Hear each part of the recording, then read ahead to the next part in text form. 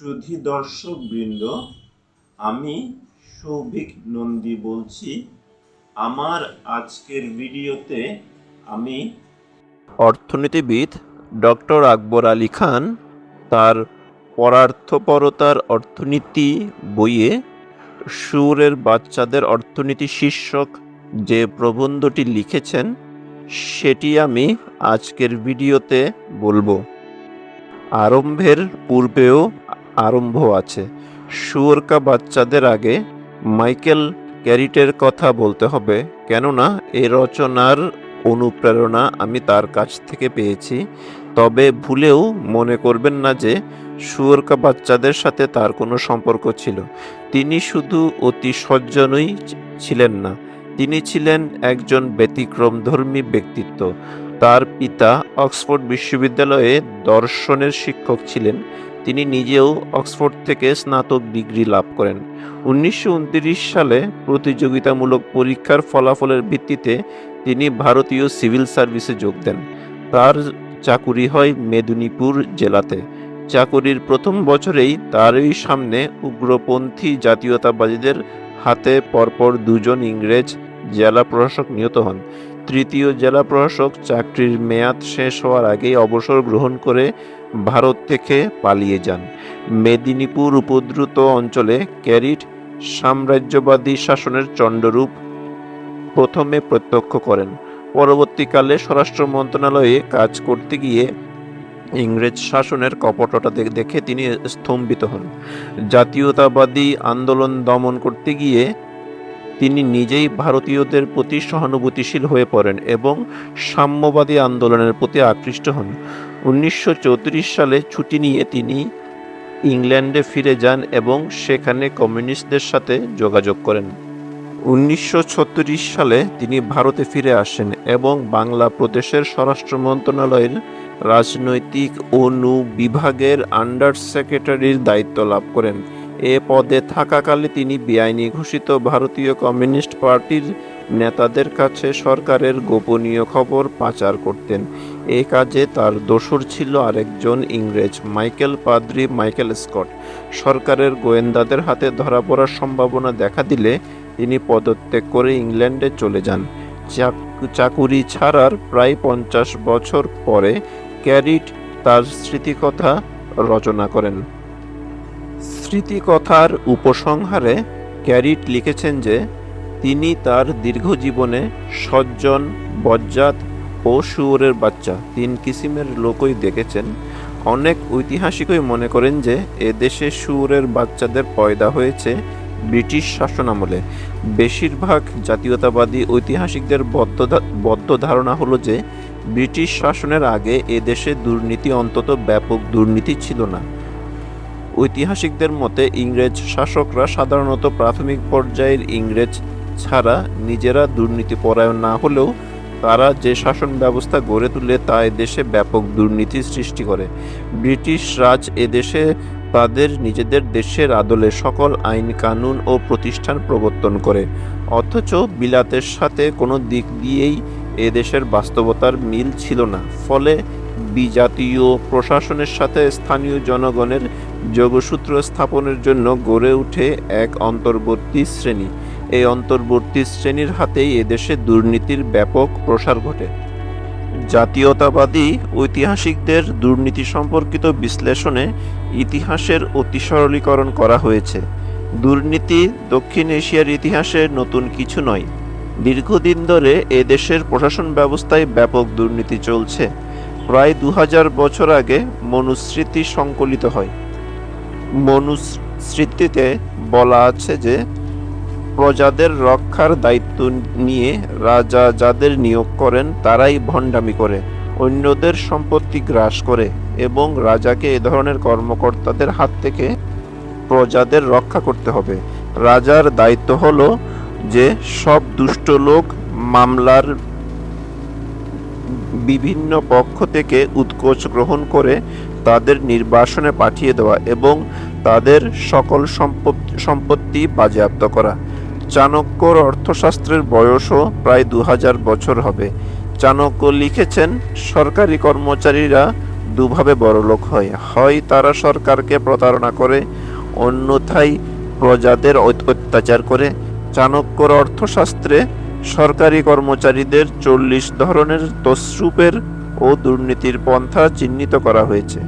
দুর্নীতির কুফল সম্পর্কে সজাগ থাকা সত্ত্বেও চাণক্য রাজস্ব বিভাগে দুর্নীতি অনিবার্য মনে করতেন। দক্ষিণ এশিয়ার অন্যান্য অঞ্চলের মতো বাংলাদেশেও ব্যাপক দুর্নীতি ছিল। মধ্যযুগের বাংলা সাহিত্যে দুর্নীতির জীবন্ত বর্ণনা রয়েছে। 16শ শতকের কবি মুকুন্দরাম লিখেছেন, রাজস্ব কর্মকর্তা সরকার অভিশাপ হয়ে দাঁড়িয়েছে। অনাবাদি জমিকে কর্ষিত জমি গণ্য করছে, যার ফলে অতিরিক্ত খাজনা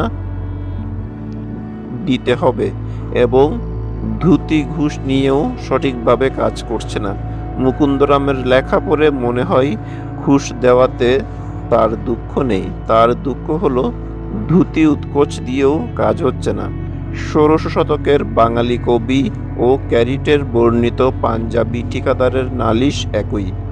শুয়োরকা বাচ্চারা জনজীবন অতিষ্ঠ করে তুলছে। বাংলা সাহিত্যেও একই ধরনের দুর্নীতির উল্লেখ রয়েছে।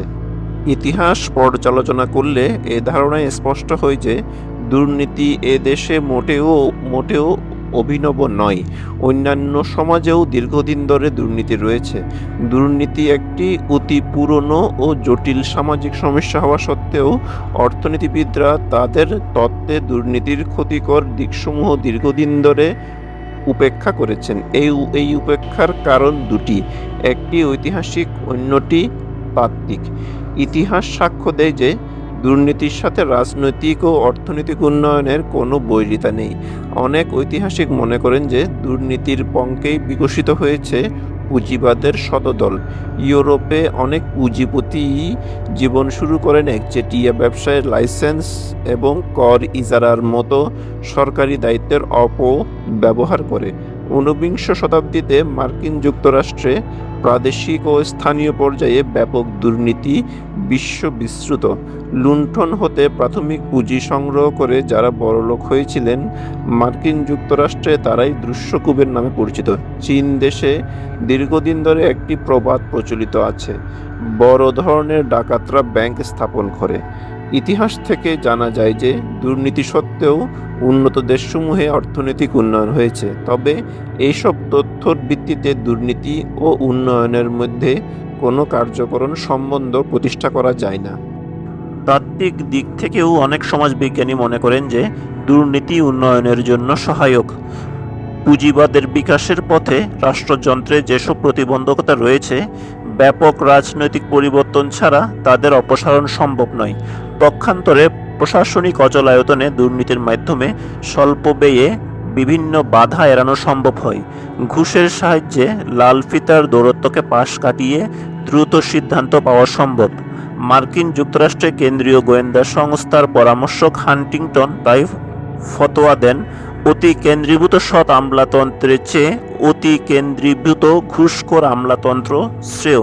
অবশ্যই এই ধরনের যুক্তির দুর্বলতা রয়েছে। দ্রুত সিদ্ধান্তের জন্য একবার ঘুষ দেওয়া শুরু হলে ঘুষ ছাড়া কোনো সিদ্ধান্ত পাওয়া যাবে না। ঘুষ না পাওয়া পর্যন্ত সকল সিদ্ধান্তই আটকে থাকবে। দীর্ঘমেয়াদে দুর্নীতি দ্রুত সিদ্ধান্তের অন্তরায় হয়ে দাঁড়াতে পারে। হান্টিংটন সাহেবের বক্তব্য সবচেয়ে বড় দুর্বলতা হলো যে তিনি দুর্নীতিপরায়ণ আমলাদের নেহাত খারাপ লোক মনে করেন, কিন্তু তিনি শুয়োরের বাচ্চা পর্যায়ের আমলাদের কথা চিন্তা করেননি।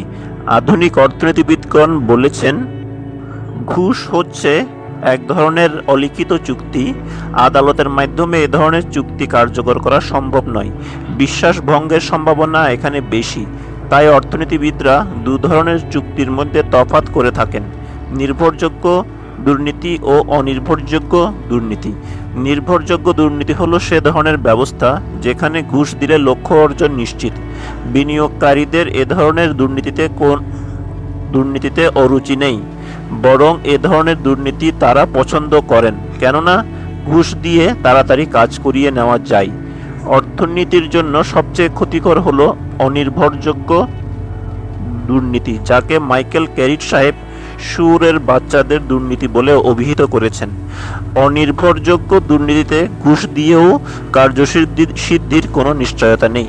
বিভিন্ন রাষ্ট্রের অভিজ্ঞতা পর্যালোচনা করলে দেখা যায় যে একনায়কত্ব ও কেন্দ্রীভূত শাসন ব্যবস্থা নির্ভরযোগ্য দুর্নীতির জন্য অনুকূল পরিবেশ সৃষ্টি করে। যেখানে ক্ষমতা খণ্ডিত সেখানে ঘাটে ঘাটে নজরানা দিতে হয়। এর ফলে ঘুষ বাবদ ব্যয় বেড়ে যায়। অন্যদিকে বহু সংখ্যক ব্যক্তি ঘুষের ক্ষেত্রে নিমক হালালি করবে তা নিশ্চিত করা সম্ভব হয় না। গণতান্ত্রিক পরিবেশে তাই শুয়োরের বাচ্চা কর্মকর্তাদের প্রাধান্য দেখা দিতে পারে। দীর্ঘদিন ধরে অর্থনীতিবিদগণ দুর্নীতিকে সম্পূর্ণ উপেক্ষা করেছেন। তারা দুর্নীতিকে একটি গুরুত্বপূর্ণ অর্থনৈতিক সমস্যা হিসেবে চিহ্নিত করতে রাজি হননি। নোবেল পুরস্কার বিজয়ী অর্থনীতিবিদ গুনার মিরডাল 1968 সালে তার বিখ্যাত গ্রন্থ এশিয়ান ড্রামা প্রকাশ করেন। এই গ্রন্থে তিনি অর্থনৈতিক উন্নয়নের স্বার্থে দুর্নীতিকে প্রতিহত করার পক্ষে জোরালো বক্তব্য রাখেন। গত 3 দশক ধরে মিরডালের বক্তব্য ছিল নিছক অরণ্য রোদন। তবে দুটো কারণে সম্প্রতি অর্থনীতিবিদগণ দুর্নীতির গুরুত্ব অনুধাবন করছেন। প্রথমত, বিশ্বব্যাপী দুর্নীতির দ্রুত প্রসার ঘটেছে। পৃথিবীর অনেক দেশে আমলাতন্ত্র তস্করতন্ত্রে পরিণত হয়েছে। দ্বিতীয়ত, অতীতে অর্থনৈতিক বিশ্লেষণের ঝুঁকি ও অনিশ্চয়তা উপেক্ষা করা হতো। অর্থনৈতিক বিশ্লেষণের সাম্প্রতিক তাত্ত্বিক অগ্রগতির ফলে দুর্নীতি থেকে সৃষ্ট ঝুঁকি ও অনিশ্চয়তার কুফলসমূহ সুস্পষ্ট হয়ে উঠেছে। সাম্প্রতিক গবেষণায় দুর্নীতির 4 ধরনের কুফলের উপর জোর দেওয়া হচ্ছে। প্রথমত, দুর্নীতিগ্রস্ত রাষ্ট্রে সমষ্টিক অর্থনৈতিক স্থিতিশীলতা বিঘ্নিত হয়। রাজস্ব বিভাগে দুর্নীতির ফলে সরকারের পক্ষে প্রয়োজনীয় সম্পদের যোগান দেওয়া সম্ভব হয় না।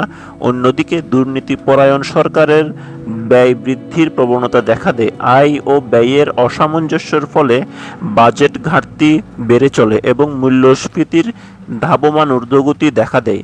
দ্বিতীয়ত, দুর্নীতিপ্রবণ সমাজে পরিবেশের দ্রুত অবক্ষয় ঘটে। দুর্নীতির কারসাজিতে পরিবেশ সংক্রান্ত আইন কানুন সঠিকভাবে বাস্তবায়ন করা হয় না। তৃতীয়ত, দুর্নীতি সমাজে অর্থনৈতিক বৈষম্যকে প্রকটতর করে। দুর্নীতির পূর্ণ দায় বহন করে সমাজের দরিদ্র ও বিত্তহীন জনগোষ্ঠী। যারা ধনী তারা ঘুষ দিয়ে 7 খুন মাফ পেয়ে যায়। দুর্নীতির মাসুল শোধ করে অসহায় ও দরিদ্র জনগোষ্ঠী। সর্বোপরি বিভিন্ন সমীক্ষা হতে দেখা যায় যে দুর্নীতি বিদেশি বিনিয়োগকারীদের নিরুৎসাহিত করে। নেহাত নিরুপায় না হলে বৈদেশিক বিনিয়োগকারীগণ ঘুষ দিয়ে বিনিয়োগ করতে চায় না। অবশ্যই দুর্নীতির কোনো সরলীকৃত ব্যাখ্যা সম্ভব নয়। দুর্নীতির সংজ্ঞা নিয়েও বিশেষজ্ঞদের মধ্যে মতবিরোধ রয়েছে। বিশ্ব ব্যাংকের একটি সাম্প্রতিক প্রতিবেদনে দুর্নীতিকে ব্যক্তিগত স্বার্থে সরকারি দায়িত্বের অপব্যবহার বলে সংজ্ঞায়িত করা হয়েছে। এই সংজ্ঞা অতি সংকীর্ণ। শুধু সরকারি কর্মচারীরাই দুর্নীতিবাজ হন না, বেসরকারি খাতে ব্যবসায়ীদের মধ্যেও দুর্নীতি, যথা প্রতারণা, ভেজাল ইত্যাদি রয়েছে। উপরন্তু দুর্নীতি শুধু অর্থনৈতিক ক্ষেত্রে সীমাবদ্ধ নয়, রাজনৈতিক ক্ষেত্রেও ব্যাপক দুর্নীতি দেখা যায়। ভারতে জৈনিক রসিক ব্যক্তি বলেছেন, রাজনীতিবিদরা ও ডাকাতরা একই ধরনের কাজ করে থাকে, তবে সম্পূর্ণ উল্টো পরস্পরাই। ডাকাতরা প্রথমে ডাকাতি করে তারপর জেলে যায়। রাজনীতিবিদরা প্রথমে জেলে যান, জেল থেকে ছাড়া পাওয়ার পর ডাকাতি করেন। তবু অর্থনৈতিক ও রাজনৈতিক দুর্নীতির চেয়েও বড় সমস্যা হলো প্রশাসনিক দুর্নীতি। প্রশাসনিক কর্মকর্তাদের সুদৃঢ় তত্ত্বাবধান ছাড়া অর্থনৈতিক দুর্নীতি নিয়ন্ত্রণ করা সম্ভব নয়। অপরাধ সম্পর্কে দার্শনিকদের মধ্যে সাধারণত 2 ধরনের মতবাদ দেখা যায়। প্রথমত, এক ঘরানার দার্শনিকরা মনে করেন যে অপরাধীরা নির্দোষ ও তারা সমাজের অন্যদের চেয়ে কোনো মতেই ভিন্ন নয়, কিন্তু বিভিন্ন অনাচার ও অব্যবস্থার মাধ্যমে সমাজ নির্দোষ ব্যক্তিদের অপরাধীতে পরিণত করে। কাজেই অপরাধ দমনের জন্য সর্বাগ্রে প্রয়োজন সমাজ ব্যবস্থার পরিবর্তন। দ্বিতীয় ঘরানার দার্শনিকদের মতে অপরাধের জন্য সমাজ নয়, অপরাধীরাই দায়ী। তাই অপরাধ নিয়ন্ত্রণের জন্য দৃষ্টান্তমূলক শাস্তি দিতে হবে। অপরাধ সম্পর্কে দার্শনিকদের মধ্যে যে মতবিরোধ রয়েছে, দুর্নীতির বিশ্লেষণেও তা প্রযোজ্য। এক ঘরানার সমাজবিজ্ঞানীরা মনে করেন, দুর্নীতির মূল কারণ কতিপয় সরকারি কর্মচারীদের অন্তর্নিহিত অপরাধ প্রবণতা নয়, এর মূল কারণ হলো বেশিরভাগ উন্নয়নশীল দেশে সরকারি কর্মচারীদের বেতন নেহাতই অপ্রতুল। উন্নয়নশীল জগতে স্বল্প আয়ের সরকারি কর্মচারীদের মানবেতর জীবনযাপন করতে হয়, তাই তাদের পক্ষে উৎকোচ গ্রহণ অত্যন্ত স্বাভাবিক। এই ঘরানার পণ্ডিতদের সুপারিশ হলো, দুর্নীতি হ্রাস করতে হলে সরকারি কর্মচারীদের বেতন বাড়াতে হবে। পর্যাপ্ত বেতন পেলে সরকারি কর্মচারীরা তাদের মৌলিক চাহিদা মেটাতে পারবে। এর ফলে তাদের উৎপাদনশীলতা বেড়ে যাবে, কিন্তু বেতন বাড়লে সরকারি কর্মচারীদের চাকুরির জন্য মমতা বাড়বে। তারা ঘুষ নিয়ে চাকুরি হারানোর ঝুঁকি নিতে রাজি হবে না। উৎপাদনশীলতা ও সামাজিক ন্যায় বিচারের দৃষ্টিকোণ থেকে তৃতীয় বিশ্বে সরকারি কর্মচারীদের বেতন বাড়ানোর যথেষ্ট যুক্তি রয়েছে, কিন্তু এর ফলে দুর্নীতি হ্রাস হবে কিনা সে সম্পর্কে সন্দেহ রয়েছে। এই সন্দেহের 4টি কারণ রয়েছে। প্রথমত, পর্যাপ্ত বেতন দিয়ে নতুন কর্মচারী নিয়োগ করা হলে তাদের মধ্যে দুর্নীতির প্রবণতা হয়তো কমতে পারে, কিন্তু যারা ইতিমধ্যে দুর্নীতিতে অভ্যস্ত হয়ে গেছে তাদের বেশি বেতন দিয়ে সৎ পথে ফেরানো কি সম্ভব? এদের অনেকেই বেশি বেতনও নেবে, ঘুষও খাবে। প্রশাসনে দুর্নীতিপরায়ণ কর্মচারীরা সৎ কর্মচারীদের শান্তিতে থাকতে দেয় না। মুদ্রার জগৎ সম্পর্কে লর্ড গ্রেসাম বলতেন, খারাপ মুদ্রা ভালো মুদ্রাকে তাড়িয়ে দেয়। প্রশাসনেও একই প্রবণতা দেখা যায়। দুর্নীতিপরায়ণ কর্মচারীরা সৎ কর্মচারীদের তাড়িয়ে বেড়ায়। দ্বিতীয়ত, বেশিরভাগ উন্নয়নশীল দেশের সরকারি কর্মচারীদের বেতন উল্লেখযোগ্যভাবে বাড়ানোর সঙ্গতি নেই। উপরন্তু সরকারি চাকুরির সংখ্যা আশঙ্কাজনক বিস্ফোরণ ঘটেছে, এদের অনেকেরই কোনো প্রয়োজন নেই।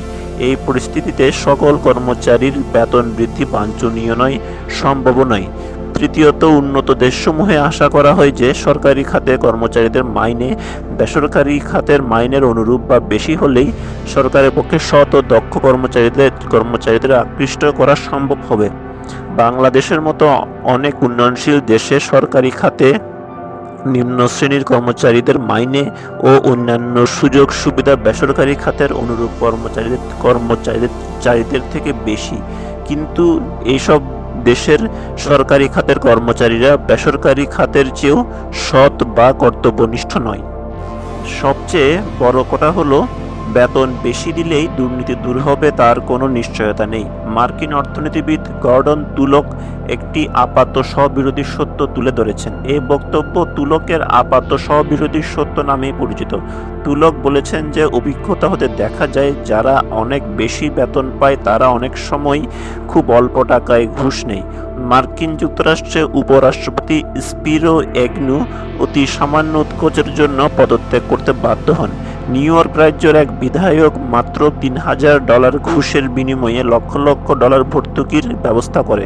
সরকারি কর্মচারীদের বেতন বৃদ্ধি দুর্নীতি দমনে সহায়ক হতে পারে, কিন্তু কোনো অবস্থাতে যথেষ্ট নয়।